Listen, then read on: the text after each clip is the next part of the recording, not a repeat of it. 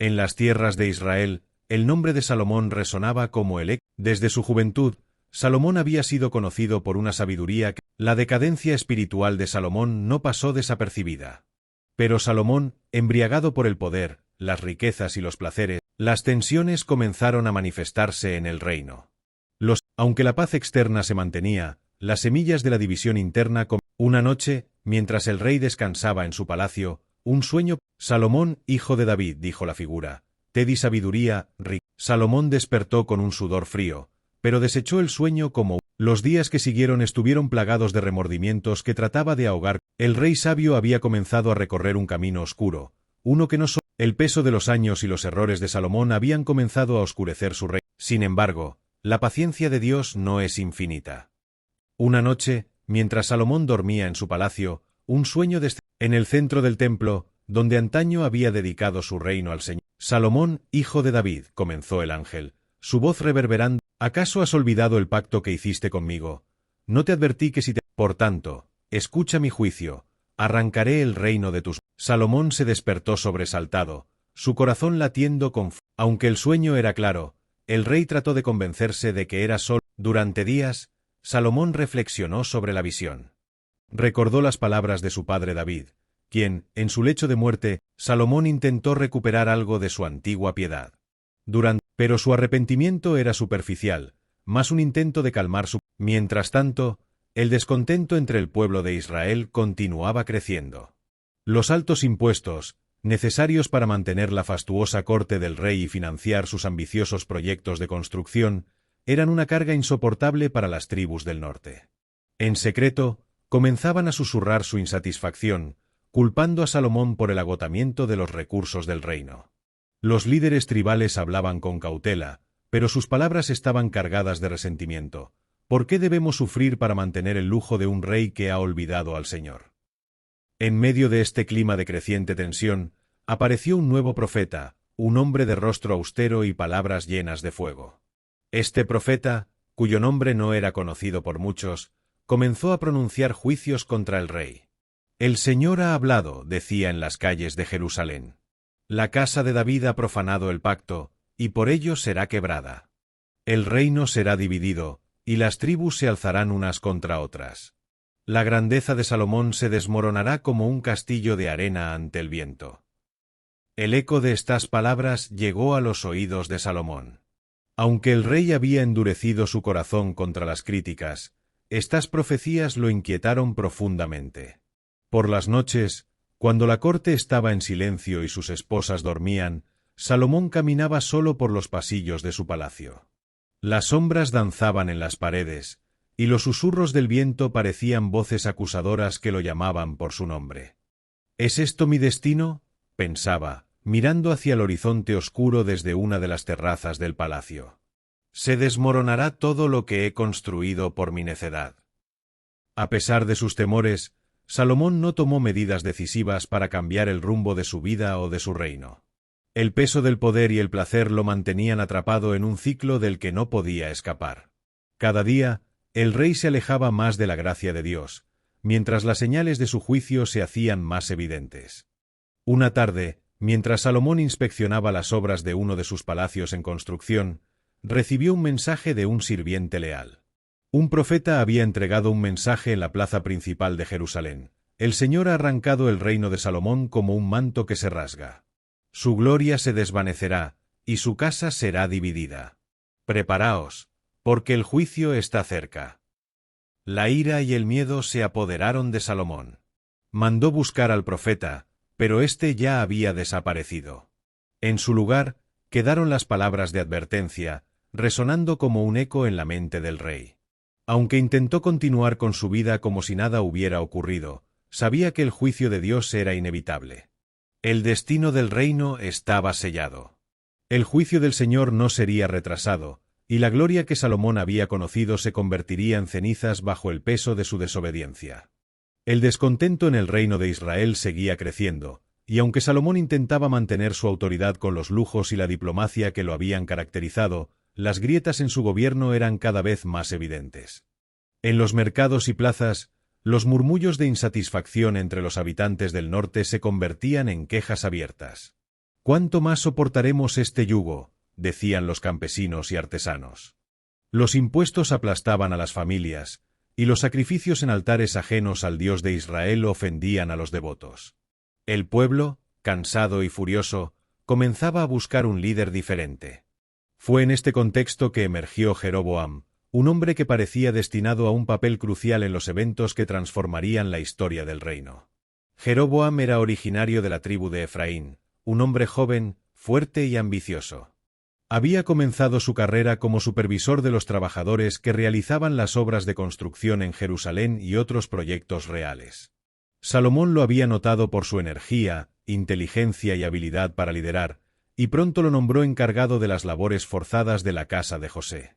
Jeroboam ganó la lealtad y admiración de muchos, especialmente entre los trabajadores del norte, que se sentían marginados por el favoritismo hacia las tribus del sur, particularmente Judá.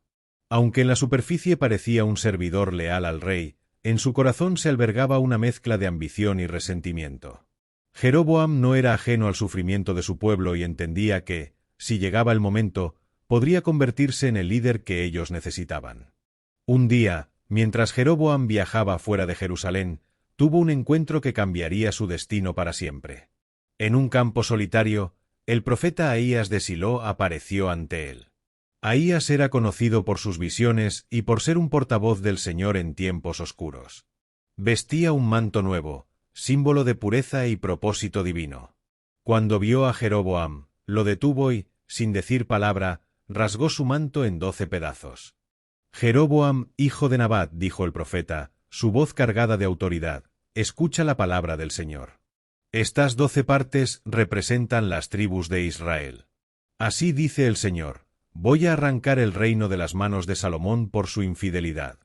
10 tribus te serán dadas, y solo una quedará para la casa de David, por amor a Jerusalén, la ciudad que he elegido para poner mi nombre.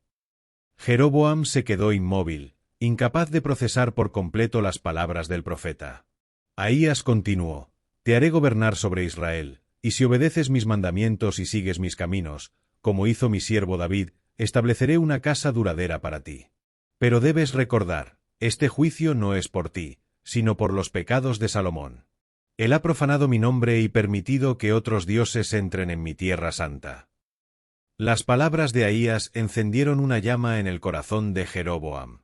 Hasta entonces, sus pensamientos de rebelión habían sido vagas ideas, sueños lejanos. Ahora, tenía la confirmación de que Dios mismo lo había elegido para cumplir un propósito mayor. Sin embargo, también entendía el peligro de esta revelación. Salomón no era un hombre que tolerara desafíos a su autoridad. No pasó mucho tiempo antes de que la profecía llegara a oídos de Salomón. El rey, siempre vigilante ante posibles amenazas, reaccionó con furia y paranoia. Aunque la senectud lo había debilitado físicamente, su mente seguía siendo astuta. Ordenó la captura de Jeroboam, pero el joven, previendo el peligro, escapó a Egipto, donde encontró refugio bajo la protección del faraón Sisac. Con Jeroboam lejos, Salomón intentó reprimir el creciente descontento en su reino, pero las semillas de la división ya estaban sembradas. En secreto, líderes tribales del norte discutían la posibilidad de un futuro sin el dominio de la casa de David. Los profetas, cada vez más numerosos, hablaban en voz alta de juicio y de la necesidad de volver al Señor. Incluso entre los más leales a Salomón, se sentía el peso de su desobediencia. En Egipto, Jeroboam esperaba pacientemente. Sabía que el tiempo estaba de su lado. Cada día que pasaba, Salomón envejecía más, y el reino se volvía más vulnerable. Los mensajes llegaban a Jeroboam desde Israel, informándole de las condiciones. El pueblo está cansado, decían. Cuando llegue el momento, muchos estarán listos para seguirte. Mientras tanto, Salomón no encontraba paz. Aunque había escapado de la amenaza inmediata que representaba Jeroboam, su mente seguía atormentada. Recordaba las palabras de Dios, el juicio que había escuchado en su sueño y las profecías que lo perseguían. En sus momentos de soledad, el gran rey reflexionaba sobre el pasado, preguntándose en qué punto había perdido el camino. Pero esos pensamientos de arrepentimiento siempre eran fugaces, disipados por la rutina y el peso de su poder.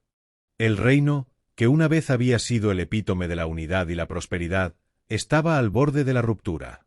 Salomón no lo sabía, pero las sombras se alargaban sobre su trono, y la figura de Jeroboam se alzaba como un presagio del destino que pronto caería sobre la casa de David. La majestad de Salomón, que en otros tiempos deslumbraba a las naciones, ahora estaba cubierta por un velo de decadencia y pesar. El rey, que una vez había sido el hombre más sabio y justo de Israel, se había convertido en una sombra de sí mismo. Su mente, antes brillante, estaba oscurecida por el remordimiento y el miedo, y su cuerpo, debilitado por los años y los excesos, comenzaba a ceder al peso de su culpa. En sus últimos días, Salomón vivía atormentado por los fantasmas de sus errores. Cada rincón de su palacio le recordaba las decisiones que lo habían apartado de Dios. En los jardines reales, donde antes paseaba buscando inspiración, ahora se alzaban altares dedicados a dioses extranjeros, construidos para complacer a sus numerosas esposas. Cada altar era un testimonio de su infidelidad al pacto con el Señor. Cada sacrificio que se ofrecía en esos altares era un eco de su fracaso. Por las noches, el sueño le era esquivo. En su lugar, los recuerdos lo asediaban como un ejército implacable. Se veía a sí mismo, joven y lleno de fervor, cuando Dios le prometió sabiduría y prosperidad a cambio de obediencia. Recordaba el día en que consagró el templo, rodeado de su pueblo, mientras el fuego del cielo descendía para consumir los sacrificios en el altar.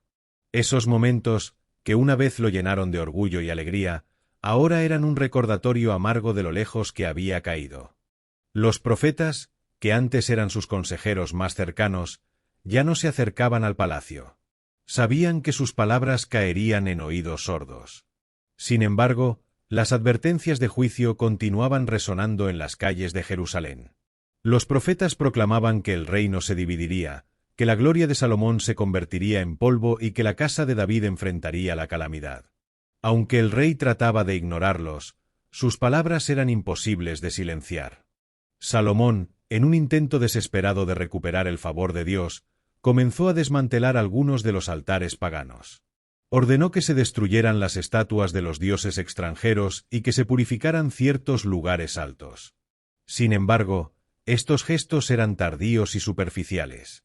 El corazón de Salomón seguía dividido, y el pueblo, que durante años había observado su alejamiento de Dios, no se dejó convencer por sus repentinos actos de arrepentimiento. En el palacio, la soledad de Salomón era palpable. Aunque estaba rodeado de riqueza, sirvientes y esposas, se sentía más aislado que nunca. Sus esposas extranjeras, que en un tiempo habían sido su orgullo, ahora eran una fuente constante de discordia. Muchas de ellas lo criticaban por abandonar los altares de sus dioses, mientras que las pocas que todavía adoraban al Dios de Israel lamentaban en silencio su desobediencia. En sus últimos días, Salomón comenzó a escribir reflexiones que más tarde se conocerían como parte del libro de Eclesiastés. En sus palabras, se percibía la profundidad de su desilusión y su desesperación. Vanidad de vanidades, todo es vanidad. ¿Qué provecho tiene el hombre de todo su trabajo con que se afana debajo del sol? Una generación pasa y otra generación viene, pero la tierra permanece para siempre. Estas líneas, cargadas de melancolía, eran el reflejo de un hombre que había experimentado toda la riqueza, el poder y el placer que la vida podía ofrecer, solo para descubrir que nada de ello podía llenar el vacío de un corazón alejado de Dios. Mientras el rey envejecía, las señales del juicio divino se hacían cada vez más evidentes.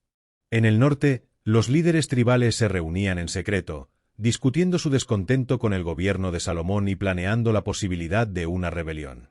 En Egipto, Jeroboam esperaba con paciencia el momento de regresar y reclamar el reino que el profeta Ahías le había prometido. Los días de unidad y prosperidad estaban contados. Mientras el rey envejecía, las señales del juicio divino se hacían cada vez más evidentes. En el norte, los líderes tribales se reunían en secreto, discutiendo su descontento con el gobierno de Salomón y planeando la posibilidad de una rebelión. En Egipto, Jeroboam esperaba con paciencia el momento de regresar y reclamar el reino que el profeta Ahías le había prometido. Los días de unidad y prosperidad estaban contados. Salomón despertó, temblando. Sabía que estas palabras eran la confirmación final del juicio divino. En su lecho de muerte, Rodeado por los lujos de un reino que pronto se fragmentaría, Salomón reflexionó sobre su vida. Aunque había sido el hombre más sabio de su tiempo, su corazón lo había llevado a la ruina.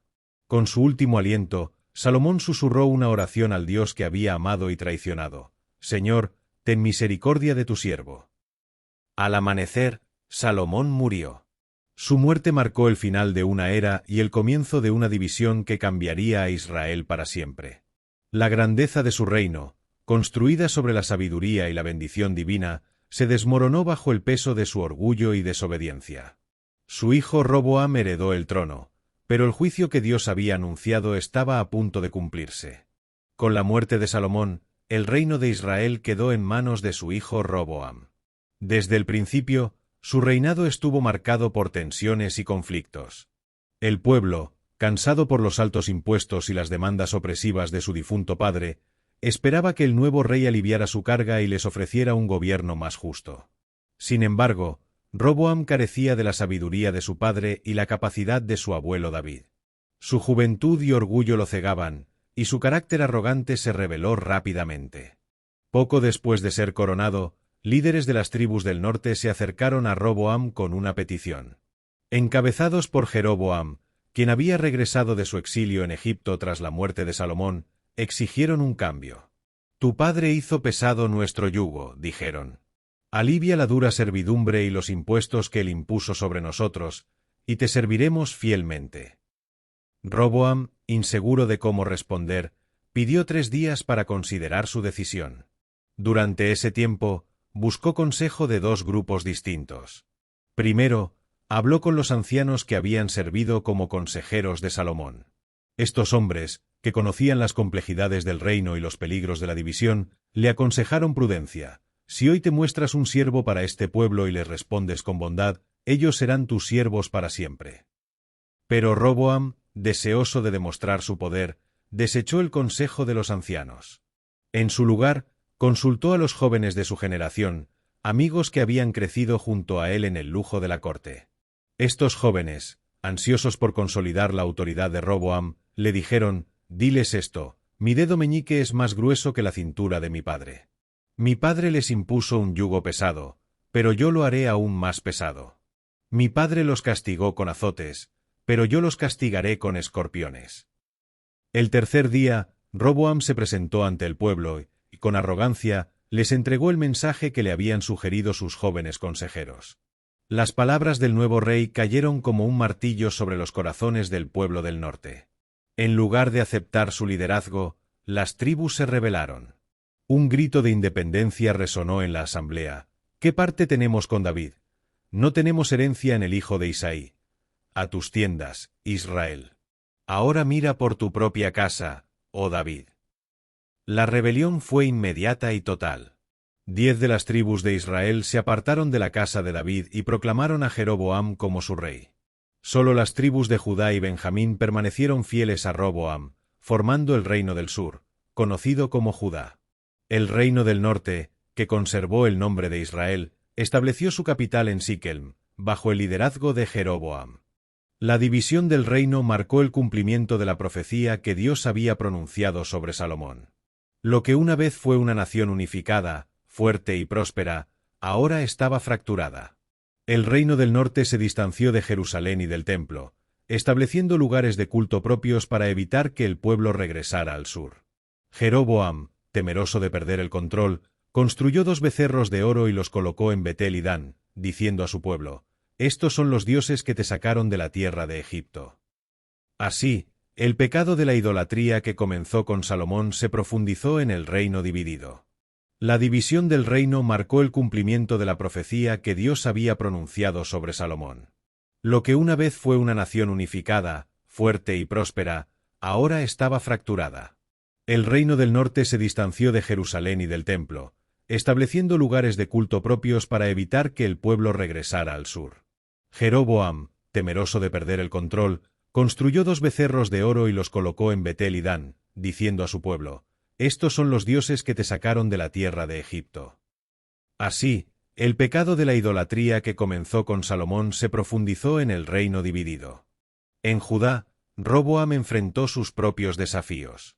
Aunque el templo seguía siendo el centro del culto al Señor, el pueblo seguía tentado por la idolatría que Salomón había permitido. Roboam no fue un líder piadoso, y su gobierno estuvo marcado por el caos y la debilidad. Las naciones vecinas, viendo la fractura de Israel, comenzaron a aprovecharse de su vulnerabilidad. El faraón Sisac de Egipto invadió Judá, saqueando los tesoros del templo y del palacio real. Roboam, humillado, no pudo hacer nada para detenerlo. En el norte, el gobierno de Jeroboam tampoco fue mejor. Aunque había sido elegido por Dios para liderar a Israel, su miedo y falta de fe lo llevaron a establecer un sistema de culto corrupto. La idolatría se extendió rápidamente, alejando al pueblo de Dios y atrayendo su juicio. Profetas como Ahías continuaron advirtiendo a Jeroboam, pero sus palabras cayeron en oídos sordos. La división de Israel marcó el principio de un largo periodo de conflicto, caos y decadencia espiritual. Los dos reinos, que compartían una herencia común, ahora eran enemigos.